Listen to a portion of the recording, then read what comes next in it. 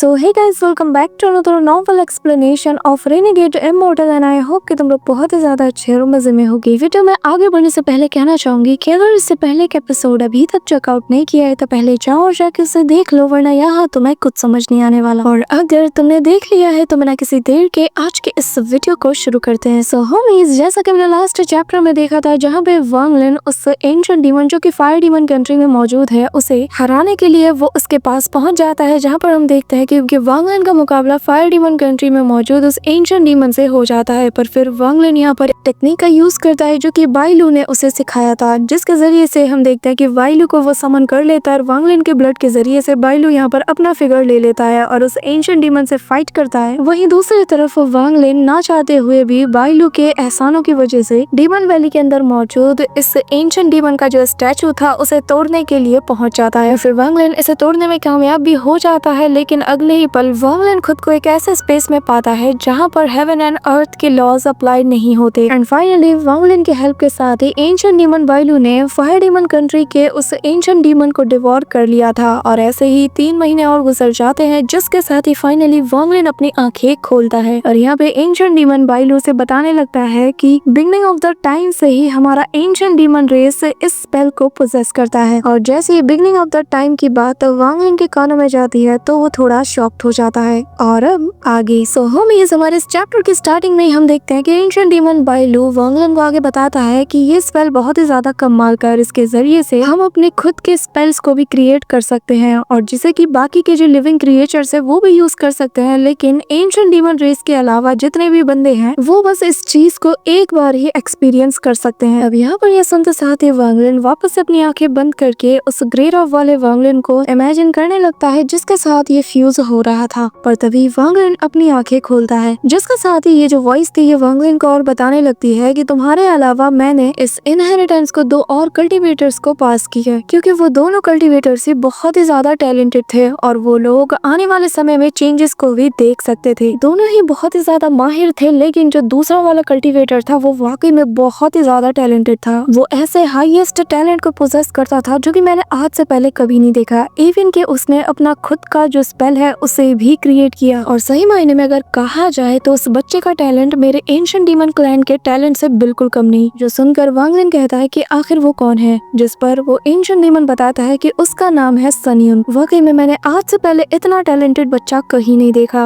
अब यहाँ पर सन यून का नाम सुनते ही वांग लिन अपनी आंखें खोलता है, जो सुनकर वांग लिन भी हैरान था, क्योंकि सन यून अगर तुम लोगों को याद होगा तो ये पर्पल डिवीजन का जो 7वां डिसाइपल था, यानी कि वांग लिन जिस पोजीशन पे इस वक्त है इससे पहले ये पोजीशन सन यून का हुआ करता था और एक बार तो वो ऑल सीड का ट्रू डिसाइपल भी बन चुका है। लेकिन जब वांग लिन तियानियन प्लेनेट पर पहुंचा तो उससे 100 साल पहले ही सन यून इस प्लेनेट को छोड़कर चला गया और सभी लोग उसे तियानियन प्लेनेट और हेवनली फेट सेक्ट का ट्रेटर समझते हैं। इसी के साथ वांग लिन फिलहाल कुछ नहीं कहता और एंशिएंट डीमन बाइलू से कहता है कि सीनियर एंशिएंट डीमन, मैं अपने एग्रीमेंट की एक आखिरी चीज के बारे में आपसे पूछना चाहता हूँ। उम्मीद करता हूँ कि आप नहीं भूले होंगे। जिसपे एंशिएंट डीमन बाइलू अब वांग लिन के सामने आकर कहने लगता है कि हाँ, मुझे याद है, तुमने मेरी वाकई में बहुत मदद की है, तो मैं इसे कैसे भूल सकता हूँ। इसी के साथ वो यहाँ पर अपने हाथ को लहराता है, जिससे यहाँ पर कुछ गैस इकट्ठा होती है और फिर इन लोगों के सामने एक इमेज सा बनने लगता है। और एंशिएंट डीमन बाइलू वांग लिन को बताता है कि जब तुम कल्टीवेट करने में बिजी थे तो तब मैंने इस आदमी का ऑलरेडी पता लगा लिया। इसी के साथ यहाँ पर हमें कुछ अजीब सी जगह दिखाई जाती है जो कि ब्लैक फॉग से भरी हुई थी और फिर एंशिएंट डीमन बाइलू बताने लगता है कि ये जो जगह तुम यहाँ पे देख पा रहे हो तो इसे तुम कल्टीवेटर्स के बीच में टाइड अबिस कहा जाता है और यहीं पर तुम्हारे ये जो फ्रेंड है इसकी ऑरा मैं फील कर पा रहा हूँ। यहाँ पर जाने के लिए टोटल 6 एंट्रेंस है, लेकिन सबसे करीबी एंट्रेंस वाटर डीमन कंट्री में मौजूद है। जिसके बाद वांग लिन सवाल करता है कि आखिर ये टाइड अबिस क्या है। अब ये सुनकर बाइलू भी थोड़ा झिझकता है, पर फिर वो बताने लगता है कि ये एक ऐसा स्पेस या फिर जगह कह लो, एक ऐसी जगह है जहाँ पर स्पेस खुद ही बार बार कोलैप्स हो जाता है, जिस वजह से ये बहुत ही ज्यादा डेंजरस है और एक टनल यहाँ पे बन जाता है जो कि एक अननोन शेप टाइप के स्पेस में तुम्हें ले जाएगा। इसी के साथ एंशिएंट डीमन बाइलू चुप हो जाता है। वांग लिन समझ जाता है कि यहाँ पर ये उससे बहुत कुछ छुपा रहा है, लेकिन अगर एंशिएंट डीमन बोलना ही नहीं चाहता तो फिर वांग लिन भी उससे फोर्स नहीं करता, क्योंकि ऑलरेडी एंशिएंट डीमन ने वांग लिन की बहुत हेल्प की है। इसी दौरान वांग लिन ये पूछता है कि एक बात बताओ, अगर 6 एंट्रेंस है तो फिर 6 एग्जिट भी होंगे ना। जिस पर वो एंशिएंट डीमन हंसता है और कहता है कि नहीं, एग्जिट बस एक ही है और वो एग्जिट फायर डीमन कंट्री में मौजूद है। पर तभी एंशिएंट डीमन बाइलू यहाँ पर वांग लिन लिन को एक जेट देता है और जो कि देखने में काफी डिफरेंट भी लगता है, पर तभी वो वांग लिन को बताता है कि तुमने हमारे एग्रीमेंट को पूरा किया, इसलिए ये मेरी तरफ से तुम्हारे लिए एक गिफ्ट है और इसमें मेरा डिवाइन सेंस मौजूद है जिसके जरिए से तुम उस टाइड अबिस के अंदर बहुत दूर दूर तक देख पाओगे। यहाँ पर वांग लिन उस जेट को लेता है और फिर एंशिएंट डीमन बाइलू का शुक्रिया अदा करता है, जिस पर बाइलू कहने लगता है कि मुझे तुम्हारा शुक्रिया अदा करना चाहिए कि तुमने मेरी इतनी मदद की, और अब तुम यहाँ से जा सकते हो क्योंकि मुझे क्लोज डोर कल्टीवेशन करना है। जिस पे वांग लिन यहाँ से गायब हो जाता है। तब यहाँ पर हम एंशिएंट डीमन बाइलू को देखते हैं जो कि ह्यूमन फॉर्म में था और वो यहाँ पे वांग लिन के डायरेक्शन में ही देख रहा था। अचानक से उसकी आंखों में हमें डिमोनिक लाइट भी नजर आती है और फिर वो कहने लगता है कि मुझे बस 100 साल चाहिए और इन 100 साल में मैं बाकी के जो 7 एंशिएंट डीमंस हैं इन्हें भी अब्सॉर्ब कर लूंगा, जिसके साथ ही मैं एंशिएंट डीमन बाइलू दोबारा से रिबॉर्न होऊंगा। और एंशिएंट डीमन ताजिया, जब हमारे बीच वो बैटल हुआ था तो तुम उस रिवॉर्ड को चुराने में कामयाब हो गए थे। अब मैं देखना चाहता हूँ कि इस 100 साल में तुम कितना रिकवर हो पाए। इसी के साथ इसके चेहरे पर एक डेविलिश सी स्माइल होती है कि तभी वो यहाँ पर वांग लिन के बारे में कहने लगता है कि हाँ, ये लड़का वाकई में बहुत ही ज्यादा खास है। इसके पास एंशिएंट गॉड की ऑरा है और ये जो ऑरा है जो कि इसके सोल में है ये बहुत ही ज्यादा प्योर है। हालांकि ये बहुत ही कम है लेकिन प्योर है, जो कि हम जैसे एंशिएंट डीमन क्लैन के लिए किसी टॉनिक की तरह काम करेगी। यहाँ पर हम देखते हैं कि जैसे वो उसकी ऑरा के बारे में सोचता है, अचानक से इसका दिल बहुत बुरी तरीके से कांप उठता है, जिसके बाद वो अपने मन में कहता है कि एंशिएंट गॉड ये वही क्लैन है जिसने की मेजॉरिटी ऑफ द पावर को गेन किया जब एंशिएंट ऑर्डर स्प्लिट हुआ। और मैं जानता हूँ कि जिस भी एंशिएंट गॉड ने इस बच्चे के अंदर अपनी ऑरा को छोड़ा है वो एटलीस्ट 8 स्टार पे तो होगा, या फिर ऐसा भी हो सकता है कि 9 स्टार या उससे ज्यादा। इसी के साथ इसकी आंखों में एक चमक आती है। वो कहता है कि हाँ, एक 9 स्टार एंशिएंट गॉड, इसकी पावर इतनी ज्यादा है कि अगर मैं एक एंशिएंट डेविल से हाथ मिला लूं तब भी मैं मिलकर 9 स्टार एंशिएंट गॉड को नहीं हरा सकता। और उससे भी ज्यादा इम्पोर्टेंट, इस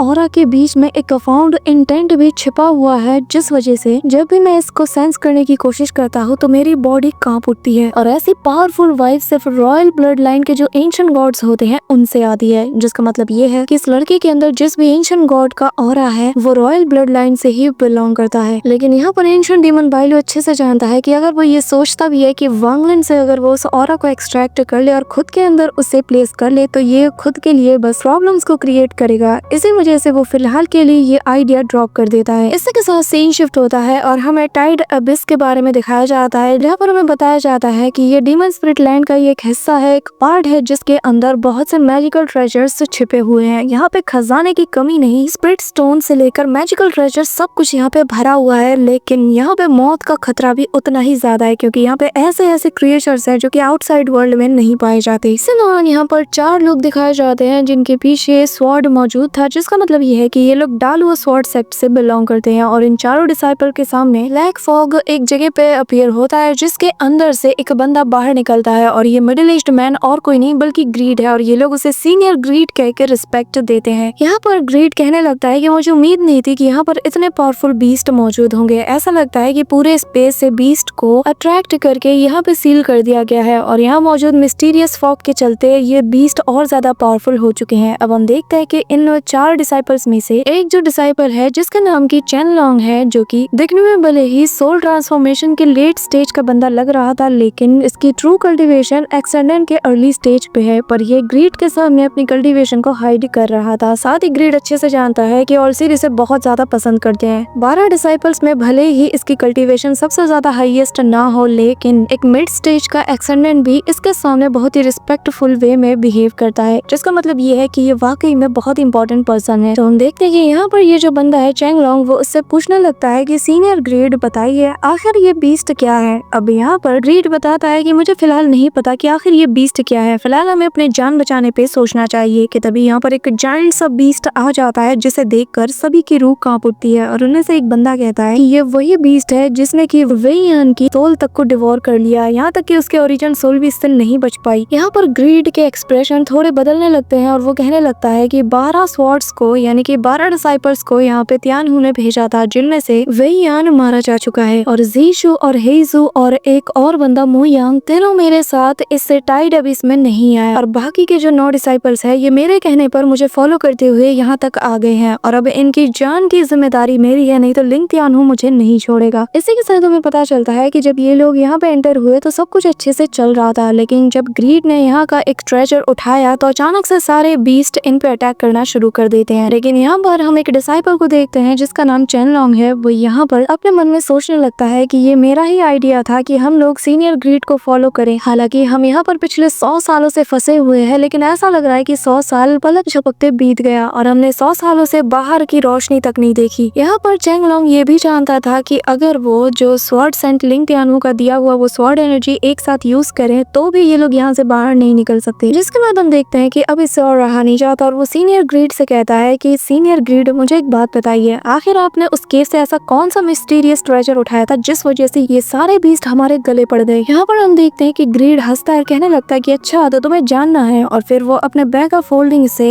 एक ओवल शेप का एग को बाहर निकालता है जिसके अंदर जरा भी लाइफ फोर्स नहीं बचाता है। लेकिन यहाँ पर चेंग लॉन्ग देखकर समझ जाता है कि ये इसके जरिए से अपनी कल्टीवेशन को हील करना चाहता है, पर उसे फिर भी यकीन नहीं था कि सच में ये वही ट्रेजर है जिसकी वजह से ग्रीड ने हम सबकी जान को मुसीबत में डाल दिया। अब यहाँ पर ग्रीड कहता है कि दोबारा अगर तुमने मुझसे स्टोन में बात किया तो मैं तुम्हें माफ नहीं करूंगा। यहाँ पे चेंग लॉन्ग जानता था कि ग्रीड की कल्टीवेशन बहुत ज्यादा है, इसी वजह से वो मामले को निपटाने के लिए कहता है कि मैं बस ये जानना चाहता था कि आखिर हम यहाँ से कब निकलेंगे, क्योंकि बीते 100 सालों से हम यहाँ पे फंसे हैं। जिस पे ग्रीड कहता है कि आखिर तुम्हें किस बात की जल्दबाजी है, वैसे भी 100 साल बाद तो यहाँ पे लिंग तियानु आ ही जाएगा, जिसके बाद वो हम सभी को बचा लेगा। अब यहाँ पर हम देखते हैं कि चेंग लॉन्ग समझ जाता है कि ग्रीड के पास कोई तो ऐसा रीजन है जिस वजह से वो इस जगह को छोड़ना नहीं चाहता, और वो क्या है इसी का पता इसे लगाना होगा। वहीं दूसरी तरफ सीन शिफ्ट होता है और हम वांगलिन को देखते हैं जहाँ पर वो फायर डिमन कंट्री के अंदर मौजूद इस टाइड अबिस का जो एग्जिट है इसके जरिए से एंटर होता है। और याओ ज़िगज़ू से वांगलिन को पता चला था कि यहाँ पर वही मिस्टीरियस टाइप का गोल्डन टोकन है जिसने कि ऑल सीर और लिंग तियानु को एक्साइटेड कर दिया, और वो टोकन इसी अबिस टाइड के बहुत ही ज्यादा गहराई में मौजूद है। यहाँ पे वांगलिन ने अंदाजा लगा लिया था कि ग्रीड और लिंग तियानु के जो स्वॉर्ड डिसाइपल्स हैं वो सभी लोग ग्रीड को फॉलो करते हुए उस टाइड अबिस में जा चुके हैं, जिसका मतलब ये है कि वांगलिन के लिए यहाँ पर प्रॉब्लम होने वाली है। इसी वजह से वांगलिन यहाँ फायर डिमन कंट्री के एग्जिट से एंटर होते हुए यहाँ पर बहुत से टेलीपोर्टेशन को लगा लेता है ताकि उसके लिए एग्जिट करना इजी हो, फिर चाहे वो इस एबिस के कहीं पे भी किसी भी कोने में मौजूद क्यों ना हो। इसी दौरान हम देखते हैं कि वांगलिन तेजी से फ्लाई कर रहा था, पर उसके दिमाग में अभी भी वही सारे विजन आ रहे थे जो कि उसने उस इनहेरिटेंस को हासिल करते वक्त देखा था, जहाँ पर ग्रे रॉब वाला वांगलिन जो कि स्लॉटर आर्ट को प्रैक्टिस कर रहा था, उसने ये सारा विजन एक थर्ड पर्सन के पर्सपेक्टिव से देखा था, जहाँ पे वो देखता है कि ये जो ग्रे रॉब वाला वांगलिन है ये धीरे धीरे करके स्लॉटर एनर्जी को प्रैक्टिस करता है, और जैसे ही ये 10 मिलियन स्लॉटर एनर्जी में पहुंचता है अचानक से ये एक मिस्टीरियस सा सिंबल बन जाता है और वांगलिन के फोरहेड के जरिए से उसके ओरिजिन सोल में पहुंच जाता है, जहाँ पे उसकी ओरिजिन एनर्जी थी, और ये मिस्टीरियस सा सिंबल वांगलिन के ओरिजिन एनर्जी के साथ फ्यूज होने लगता है, जिस वजह से 3 सांसों में ही वांगलिन की जो ओरिजिन सोल है ये मेल्ट हो जाती है, और जिसके बाद ये मिस्टीरियस सा सिंबल किसी पैरासाइट की तरह वांगलिन की ओरिजिन सोल को भी अपने अंदर डिवोर कर लेता है, और फिर वांगलिन की बॉडी, वांगलिन की सोल, सब कुछ ये डिवोर कर लेता है, और फिर एंड में ये खुद एक स्लॉटर एनर्जी बन जाता है और यहाँ से उड़ के गायब हो जाता है। तो वांगलिन को समझ नहीं आ रहा था कि उसने जो कुछ भी तब देखा था वो इल्यूजन था या फिर रियल, लेकिन वांगलिन इतना जानता था कि जहाँ तक उसने स्लॉटर एनर्जी को समझा था उसे पता था कि ये फेक नहीं हो सकता, और वांगलिन को बहुत ही ज्यादा गुस्सा आ रहा है। यहाँ पर वांगलिन एक मिस्टीरियस स्टेट में पहुंच जाता है जब वो इन सब के बारे में सोचता है, और इस जगह को एक ऐसा स्पेस माना जाता है जहाँ पे हेवन एंड अर्थ के लॉज भी लागू नहीं होते, और इसी स्टेट में जाके सन यून ने अपने खुद के स्पेल को क्रिएट किया था। लेकिन इस वक्त वांगलिन का जो टैलेंट है वो सन यून जितना हाई नहीं है, लेकिन ये जो वांगलिन की अंडरस्टैंडिंग है ना ये बहुत कमाल की है। इवन के ऑल सीर को भी उम्मीद नहीं रही होगी कि वांगलिन इतनी जल्दी सेलेस्टियल स्लॉटर आर्ट की ये जो ट्रू मीनिंग है इन्हें समझ जाएगा और उसका सीक्रेट इसे पता चल जाएगा। यहाँ पे वांगलिन बहुत ही कोल्ड वॉइस में कहता है, ऑल सीर, एक बार मैंने तुमसे कहा था कि अगर तुम मुझे धोखा नहीं दोगे तो मैं भी तुम्हें धोखा नहीं दूंगा, लेकिन तुमने मुझे धोखा दिया है, और अब मैं वांगलिन तुम्हें बताऊंगा कि जब कोई मुझे छेड़ता है तो फिर मैं भी उसे नहीं छोड़ता। वो तो अच्छा हुआ कि इस वक्त तक मैं बस 1 मिलियन स्लॉटर आर्ट को ही क्रिएट कर सकता हूँ, पर तब क्या होता अगर मेरी लिमिट 10 मिलियन स्लॉटर आर्ट होती, मैं तो शायद अब तक एक सिंबल भी बन चुका होता और जिसे कि तुमने ऑब्जर्व कर लिया होता। इसी दौरान हम देखते हैं कि वांगलिन वापस से एग्जिट की तरफ कुछ और रिस्ट्रिक्शंस को लगा देता है ताकि यहाँ पर अगर कोई भी यहाँ से बाहर निकले तो उसके अंदर कुछ ट्रेस पहुंच जाए और वांगलिन बाद में उन्हें ट्रैक कर पाए। यहाँ पर एग्जिट के पास सब कुछ लगा देने के बाद वांगलिन अब पूरी तरीके से प्रिपेयर हो जाता है और वो यहाँ से बाहर निकल के सीधा वाटर डीमन कंट्री की तरफ रवाना हो जाता है, क्योंकि बाइलू के अकॉर्डिंग जो सीनियर ज़ाओ ही है उनकी ऑरा वाटर डीमन कंट्री के पास जो एंट्रेंस है वहाँ से काफी करीब है। तो वांगलिन के लिए ये काम बहुत जल्दी हो जाएगा। इसी दौरान सीन शिफ्ट होता है और हमें वाटर डीमन कंट्री के पास मौजूद क्लाउड सी नाम की एक जगह का सीन दिखाया जाता है, जहाँ पर जमीन के नीचे एक गड्ढा होता है। इसी के साथ यहाँ पे हमें 4 कल्टीवेटर्स दिखाए जाते हैं, जिनमें से 2 फीमेल और 2 मेल्स थे और ये लोग भी इसी गड्ढे की तरफ देख रहे थे। यहाँ पे हम देखते हैं कि इनमें से एक बंदा जिसने कि रेड कलर के कपड़े पहने थे और दूसरा बंदा जिसने कि ब्लैक कलर के कपड़े पहने थे और जिसकी कल्टीवेशन भी हायर लग रही थी। कि तभी ये ब्लैक कलर का बंदा कहता है कि यहाँ पर कोई आ रहा है। कि तभी यहाँ पे हम देखते हैं कि वांगलिन आ जाता है, जो कि तेजी से अब उस गड्ढे की तरफ बढ़ने लगता है। पर तभी रेड रॉब वाला जो पर्सन था वो कहने लगता है कि ये तो वही है। फिर वो वांगलिन का आवाज देते हुए कहता है कि ब्रदर वांग जरा हमारे लिए रुकिए। और वांगलिन जैसे ये नाम सुनता है तो वो वहीं पे रुककर इस रेड कलर के कपड़े पहने हुए बंदे की तरफ देखता है, जो कि असल में हेवनली फेट सेक्ट के रेड डिवीजन का एक डिसाइपल है। और यहाँ पे ब्लैक कपड़ा पहना हुआ ये जो बंदा था, वांगलिन इसे देखकर समझ जाता है कि इसकी कल्टीवेशन एक्सटर्नल लेवल के ऊपर है। बाकी के जो 3 है ये सभी लोग सोल ट्रांसफॉर्मेशन के लेट स्टेज पे हैं। अब यहाँ पे ये लाल कपड़े पहने हुए बंदा कहने लगता है कि जूनियर अप्रेंटिस ब्रदर वांग, मेरा नाम दू जियान है। और यहाँ पर ये जो ब्लैक कलर के कपड़ों में तुम देख रहे हो ये असल में मोरांग जो है, जो कि इंक सेक्ट से बिलोंग करते हैं। और बाकी के ये जो लेडीज तुम देख रहे हो ये दोनों फ्लोटिंग क्लाउड सेक्ट से बिलोंग करते हैं। फिर वांगलिन को अच्छे से देखने के बाद जो मोरांग जो है वो वांगलिन को रिस्पेक्ट के साथ कहता है कि फेलो कल्टीवेटर वांग, मैं इंक सेक्ट के 4th जनरेशन का डिसाइपल हूँ। यहाँ पर हम देखते हैं कि बाकी के जो 3 लोग थे वो लोग हैरान थे कि क्योंकि इतने वक्त तक ये जो मोरांग जो है ये ज्यादा नहीं बोलता था, लेकिन आउट ऑफ रिस्पेक्ट वो वांगलिन को यहाँ पर अपना इंट्रोडक्शन दे रहा था। इसी दौरान इनमें से एक लेडी जिसका नाम जाओ यीशुआन है वो अपना इंट्रोडक्शन देती है और ये दिखने में बहुत ही ज्यादा खूबसूरत थी। और साथ ही उसके पास खड़ी लेडी के बारे में बताती है कि ये मेरी जूनियर अप्रेंटिस सिस्टर शू फेई है। तो शू फेई नाम सुनते साथ ही वांगलिन उस लेडी की तरफ देखने लगता है जिसने अपना चेहरा आधा ढका हुआ था, लेकिन फिर भी कुछ तो देखा जा सकता था। और यहाँ पर ये नजारा देखते साथ ही दू जियान वांगलिन की तरफ देखकर कहता है कि क्या आप इसे जानते हैं? जिस पर वांगलिन ना में जवाब देते हुए कहता है कि असल में जब मैंने कल्टीवेशन की शुरुआत की तो तब मैं एक कल्टीवेटर से मिला था जिसका नाम शू फेई था। इसी के साथ दू जियान वांगलिन से कहता है कि ये जो टाइड अबिस है ये बहुत ही ज्यादा खतरनाक है, तो बेहतर यही होगा कि क्यों ना हम सभी लोग एक साथ मिलकर अंदर जाएं। यहाँ पे अगर मोरांग ज़ियाओ इनके साथ ना होता तो शायद वांगलिन इनके साथ आने से मना कर देता, पर क्योंकि ये एक एक्सटर्नल लेवल के अर्ली स्टेज का कल्टीवेटर है जिसने कि 500 किलोमीटर दूर से ही वांगलिन को सेंस कर लिया, तो वांगलिन समझ चुका है कि ये क्वालिफाइड है कि वांगलिन इस पे भरोसा कर सके। इसी के साथ हम देखते हैं कि अब ये 5 एंट्रेंस की तरफ रवाना हो जाते हैं। यहाँ पे हम देखते हैं कि ये चारों फ्लाई कर रहे थे कि तभी यहाँ पर ये जो जाओ यीशुआन है जो कि बहुत ही ज्यादा सुंदर है वो बार बार वांगलिन को ही देखे जा रही थी। और असल में इसके पास एक एबिलिटी है कि वो अपने सामने मौजूद पर्सन के थॉट्स के आर पार देख सकती है। और जैसे ही वो वांगलिन के थॉट्स के आर पार देखने की कोशिश करती है, वांगलिन उसकी तरफ पलट के कैजुअल लुक देता है और फिर आगे बढ़ जाता है। और ये देख कर ये लड़की बुरी तरीके से कांप उठती है और वो अपने मन में कहती है कि क्या ये एक वार्निंग था। पर तभी उसे वांगलिन के अंदर इंटरेस्ट आ जाता है, लेकिन वो इस फीलिंग को छुपा लेती है। यहाँ पे हम वांगलिन को देखते हैं जहाँ पर वो कह रहा होता है कि ये चारों इनके पास अलग अलग एबिलिटी है जो कि काफी ताकतवर भी है, लेकिन इनमें से जो मुझे सबसे ज्यादा स्ट्रेंज सी वाइब देता है वो ये कल्टीवेटर शू फेई है। और हम देखते हैं कि ये जो बड़ा सा खाई है जो कि दिखने में किसी मुंह जैसा लग रहा था और जिसे कि किसी स्पेल से क्रिएट किया गया है। अब हम देखते हैं कि ये लोग इस खाई को देखकर थोड़े हैरान थे और जैसे ही वांगलिन एक वॉल को टच करता है तो यहाँ पर उस वॉल में क्रैक बनने लगते हैं और यहाँ पर हर एक क्रैक में एक रास्ता बनने लगता है जो कि इतना ज्यादा गहरा होता है और इतना ज्यादा काला होता है कि किसी को कुछ दिखाई नहीं देता। लेकिन फिर भी ये सभी लोग फ्लाई करते हुए और ज्यादा डीप में जाने लगते हैं। और रास्ते में वांगलिन इन दोनों लेडीज के बारे में सोचता है और कहने लगता है कि आखिर मुझे इनसे इतनी अजीब सी वाइफ क्यों आ रही है। पर तभी वांगलिन ऊपर जाने की कोशिश करता है तो वो नोटिस करता है कि ये जो एंट्रेंस है इससे बस आया ही जा सकता है, कोई भी किसी एंट्रेंस से एग्जिट नहीं हो सकता, क्योंकि अचानक से उस पर इतना ज्यादा प्रेशर पड़ने लगा जिससे वांगलिन को ऐसा लग रहा था कि अगर वो एक और कदम ऊपर की तरफ वो बढ़ाएगा तो ये जो स्ट्रेंथ है ये और ज्यादा बढ़ जाएगी। यहाँ पर सभी लोग यहाँ मौजूद जो क्रैक्स दिख रहे थे इन्हें, यानी कि वो जो केव्स, तो सभी लोग डिसाइड करते हैं कि अलग अलग एक्सप्लोर करेंगे। लेकिन वांगलिन फिर भी और गहराई में जाने लगता है और फिर एंड में ये सभी लोग रीयूनाइट हो जाते हैं। और सबसे पहले मोरांग जो वांगलिन से मिलता है उससे पूछता है कि फेलो कल्टीवेटर वांग, क्या आपको इस एबिस के बारे में कुछ पता चला? जिस पर वांगलिन बताता है कि यहाँ इसके डीप में एक ऐसा एंशिएंट ट्री है जो कि दिखने में बहुत स्ट्रेंज है और मैं यही कहूंगा कि आप यहाँ पे थोड़े चौकन्ने रहे। यहाँ पर ये इन्फॉर्मेशन सुनकर मोरांग ज़ियाओ भी हैरान था। दौरान ये लोग और गहराई में जाने लगते हैं कि तभी इन्हें एक एंशिएंट ट्री नजर आती है जिसके बीच में एक पर्पल लाइट चमक रही थी, जिससे पता चल रहा था कि यहाँ पर कोई ऑर्डिनरी ऑब्जेक्ट नहीं है। और जू तियान जो कि सबसे आगे चल रहा था वो जैसे ही इस पर्पल लाइट को देखता है जो कि असल में एक स्वॉर्ड थी, वो इसे देखकर कहने लगता है कि ये तो हेवनली फेट स्वॉर्ड है जो कि मेरे मास्टर ऑल सीर से बिलोंग करती है। अब यहाँ पर वांग लिन ये सारा नजारा देख रहा था और वो उस शू फेई नाम की लड़की को भी फॉलो कर रहा था जो कि इस ट्री को देखकर कुछ खास रिएक्शन नहीं देती। अब यहाँ पे दू जियान बताने लगता है कि मेरे मास्टर ऑल सीर ने अपने सारे ट्रू डिसाइपल्स को एक एक स्वॉर्ड दिया है, लेकिन 7 डिसाइपल्स में से 3 ऐसे भी डिसाइपल्स है जो कि उन स्वॉर्ड के साथ डिसअपियर हो गए हैं। और ब्रदर वांग, आपने सन यंग के बारे में तो सुना ही होगा, और जहाँ तक मुझे याद है तो हमारे मास्टर ने ये स्वॉर्ड सन यंग को दिया था। तो मेरे ख्याल से ये स्वॉर्ड असल में पर्पल डिवीजन का जो इस वक्त का 7वां डिसाइपल है उसे मिलना चाहिए। अब यहाँ पे हम देखते हैं कि दू जियान थोड़ी चापलूसी करते हुए बाकी के जो 3 कल्टिवेटर्स है उनसे कहने लगता है कि मैं आपसे रिक्वेस्ट करता हूँ कि प्लीज ये स्वॉर्ड हमारे सेक्ट से बिलोंग करता है और स्पेशली पर्पल डिवीजन से। तो अब जबकि पर्पल डिवीजन का 7वां डिसाइपल मेरा जूनियर अप्रेंटिस ब्रदर वांग है, तो मैं चाहता हूँ कि ये स्वॉर्ड इसे ही दे दिया जाए क्योंकि ये इसका असली ओनर है, जिस पर सभी लोग भी एग्री कर जाते हैं। अब वांग लिन जो कि बहुत ही ज्यादा स्मार्ट है, वो यहाँ पर दू जियान की सारी चाल समझ जाता है और वो निकालता है अपना हार्पून ब्लेड और उसे थ्रो करता है, जिसके बाद पलक झपकते ही वो पर्पल स्वॉर्ड को भी ले आता है और वांग लिन उस पर्पल स्वॉर्ड को लेते साथ ही उसे क्रश कर देता है। और फिर हमें पता चलता है कि ये एक ऑर्डिनरी स्वॉर्ड है। यहाँ पर ये नजारा देखते साथ ही दू जियान के एक्सप्रेशन चेंज होने लगते हैं और वो वांग लिन से कहता है कि लगता है कि मुझसे गलती हो गई है, तो इसलिए प्लीज जूनियर अप्रेंटिस वांग मुझे माफ कीजिए। लेकिन वांग लिन बहुत ही कोल्ड निगाहों से उसकी तरफ देखता है और उसकी गर्दन को अपनी हाथ से पकड़ लेता है। और अब हम नेक्स्ट एपिसोड में देखेंगे कि आखिर वांग लिन इसका क्या हाल करता है। सो